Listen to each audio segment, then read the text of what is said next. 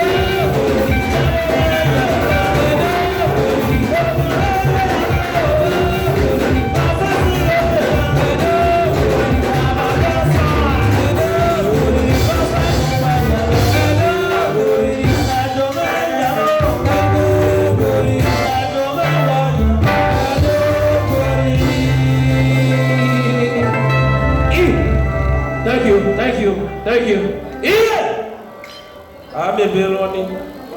They joke up beloni. Okay. And they go, mommy. Right now, ladies and gentlemen, please, the president and the immediate past president of esan Roman Lazio, the vice president, they here. I don't know, and I remember. If I reach Roma now for it, I don't know before. All the way from Roma, the immediate past vice president of esan Roman Lazio community. All Father, one day to February, God bless you. Wherever you are, your presence is well respected. I will not take your coming for granted. All Father, one day, right now, ladies and gentlemen, I would like a member of EUA, former member of EUA, to play for EUA, to please give us a wonderful music. Please jump into the stage. All Father, one day, please jump in. Please give us one track. Why the EUA? You are a member of EUA now. Let us dance together. Even if we not too many for here, all these men come from Germany. If you know, say you come from Genova, you come from Germany, you come from France, Swiss, wherever you go, in-law, Agbe Gosu Agbe, brother Akere, my in-law, brother Akere, oh, the in-law already glass your well, oh, okay, my brother Akere, no, brother Michael, oh, my Michael. Vague. Oh, I was who I pay Madame. Well, Nere, I got young baby or back in Yamalu, Bonano, Nare Grandi. God bless you. This one I give us wife. You see, as it take us on, now so it give us the beautiful wife when we get so. Now, my love in this one. Unje Baku, brother, brother in law, now, brother in law, you're supposed to be there. And I'm like, you be. So later you will come see me, my brother. Very, very important. You get why? Now you be. Please, now we get this one. Well, see, if you know, say you know they stay in this country, I just go beg you. Or you never done before. I beg, I just go beg, I don't need quarrel. I beg. I get why? Please, I beg all of you.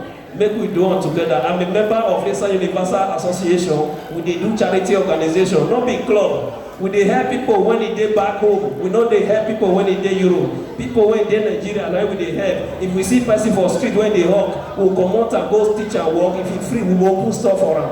This guy is the president of I Care unit. That means he care for people. The person of Baba Aye Satis. All the way from Germany, where I say Elena, please, I don't want to hear noise. I need a very wonderful soundtrack. When me go take touch floor. I want to touch floor by myself. You get why? Esan Universal, Esan Universal, Baba Raymond Mazda, all the way from Germany. Raymond, I don't know say you day like this, so. Even like a Jesus, you child. I don't even like a more. Jesus, you even as you need a more DJ. I don't all those social men. If they want to surprise you, those people were not too tall, they can focus. But this guy not a focus. God will bless you. Oh yeah, are you ready? Please, Austin, please, if you are ready, I beg, let me stop my talk. I did talk because say we did too. I just got beg us. If you are ready, let me know. Chris Jamie, please, brief one. If I say stop, you not stop. Next time you will beat me. The great OSEJIE and I get this occasion. So you have one track to give us. Give us, if I say stop, you stop. Please. All the friends and well wish I will never dance before. That is no man is God. The moderator of Ubiru Okesos and Dr. Diaspora. God will bless you. All the way from Milan. This man, he get level. Now my in-law in a way. Because he is my brother. It happen. My in-law and my brother. Wahala. God bless you. Are you ready, Jamie? AJ. What are you breaking? Please, AJ. Please, all stage. Of our name. Oh, my brother say. Oh, there you go. When I enter Genova, God will not shame you in Jesus' name. Anything when you put your hand, you and brother, God's time honorable, God will bless you for now. I love you too, as Sunate love me. In the Obakiu, the honorable fine, when we say the honor, but I want to you. Oh, when I could work later. When you work one on now, what can I say about it? You too fine. That is handsome brother, my lovely brother. I love you so much, bro. Okay, right now, please. No problem. AJ, I got us. Oh yeah.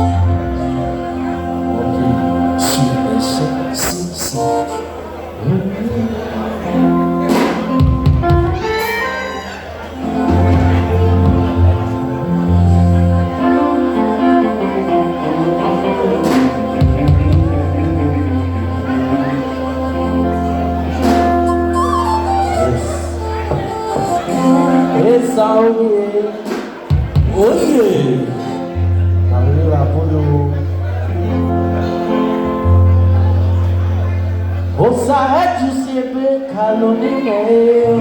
No se si me joga temere. Usieme la calor ya fo. Se si ye kole. Agora ya.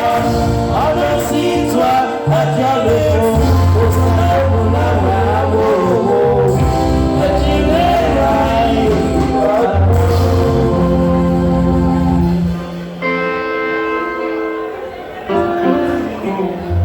OSEJIE kalonime. No se si me joga temere. Usieme la calor ya fo. Se si ye kole. Agora ya. Ono si toi akiale fo.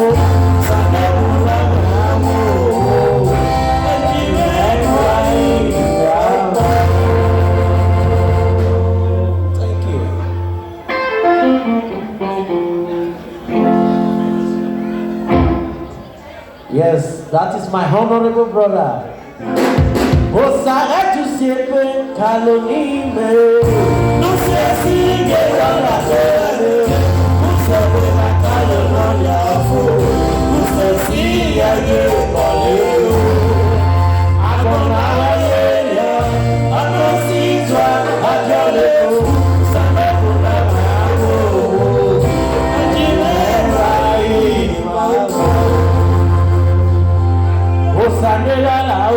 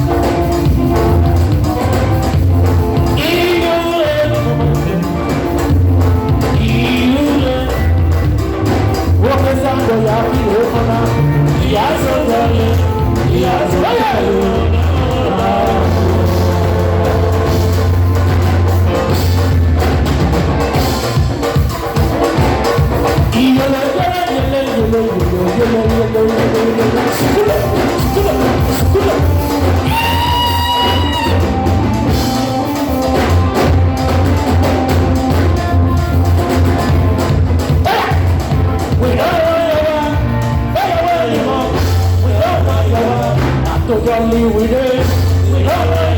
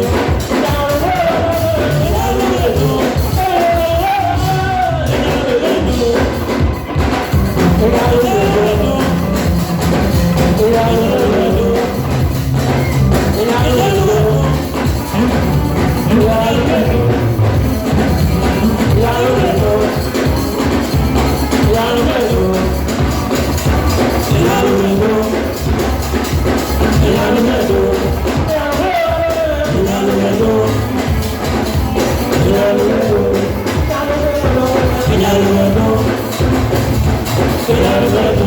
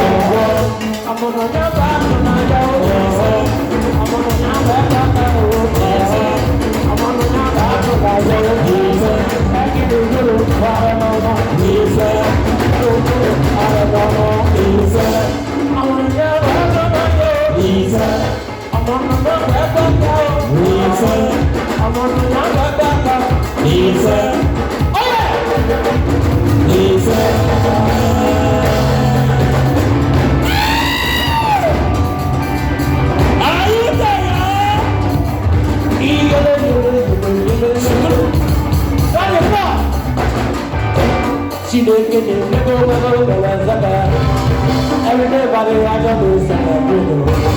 Everything I do, I just celebrate. I just want to say thank you to you.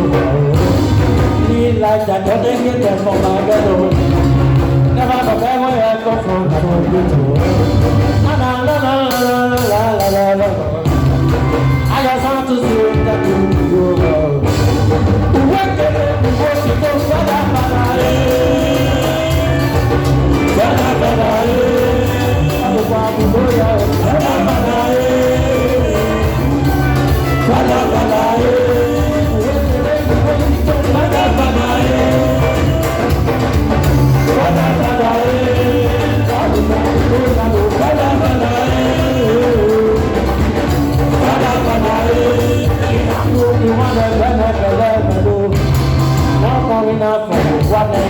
follow. I come from Easton and that's pretty brother, you know. If I come so you see, you already know. I know, you know, I said,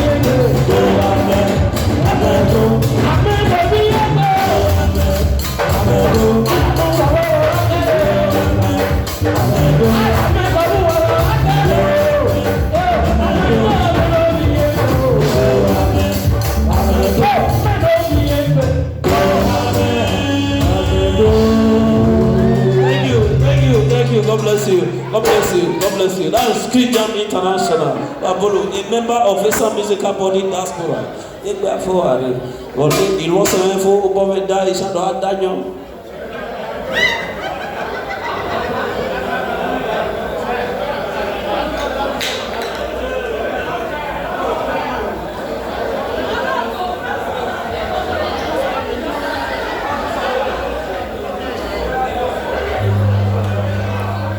Okay.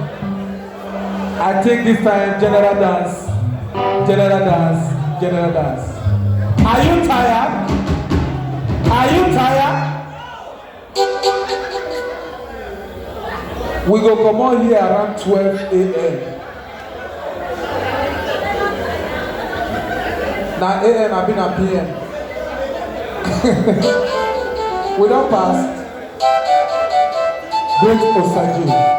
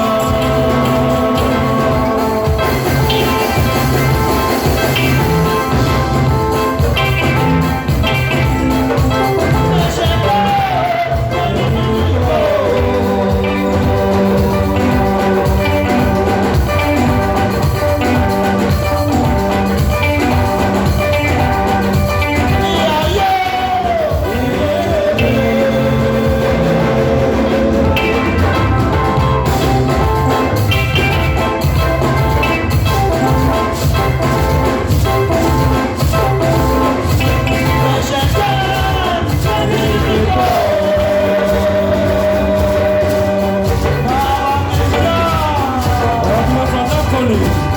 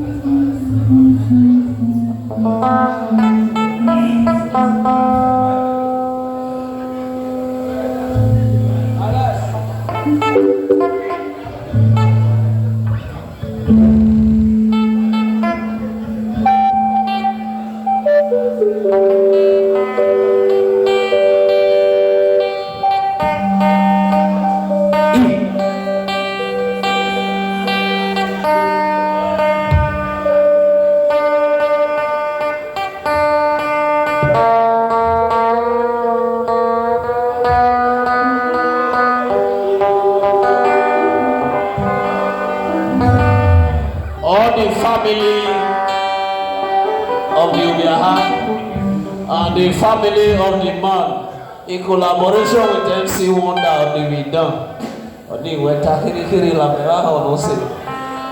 General dance, ladies and gentlemen, please. If you don't,